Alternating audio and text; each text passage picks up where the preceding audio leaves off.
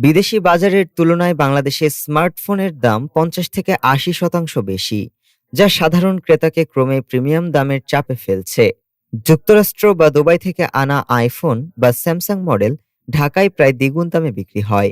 বিশেষজ্ঞরা বলছেন, স্মার্টফোন এখন প্রয়োজনীয় প্রযুক্তি, কিন্তু উচ্চ শুল্ক ও নীতিগত জটিলতা তা অনেকের নাগালের বাইরে ঠেলে দিচ্ছে। বর্তমানে বৈধ ফোন আমদানিতে সম্মিলিত ৫৭ থেকে ৬১% কর দিতে হয়, যা দক্ষিণ এশিয়ার মধ্যে সর্বোচ্চ। সরকারের উদ্দেশ্য ছিল স্থানীয় শিল্প সুরক্ষা, কিন্তু এতে দাম বেড়েছে।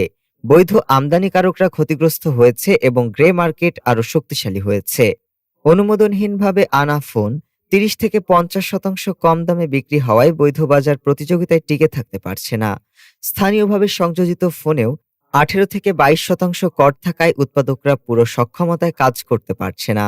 আমদানিকারকরা বলছেন, কর বহির্ভূত নানা খরচ, এলসি অনিশ্চয়তা ও সরবরাহ বিঘ্নিত হওয়ায় মূল্য আরও বাড়ছে। বিশ্লেষকদের মতে, কর ২৫ থেকে ৩০% নামানো গেলে বাজার স্থিতিশীল হবে, গ্রে মার্কেট সংকুচিত হবে এবং ডিজিটাল অন্তর্ভুক্তি বাড়বে। এনইআইআর ব্যবস্থা চালু হলে অবৈধ হ্যান্ডসেট শনাক্তে সহায়ক হতে পারে। তবে মূল সমাধান নীতিগত সংস্কারেই। ডেস্ক রিপোর্ট, আজ বার্তা।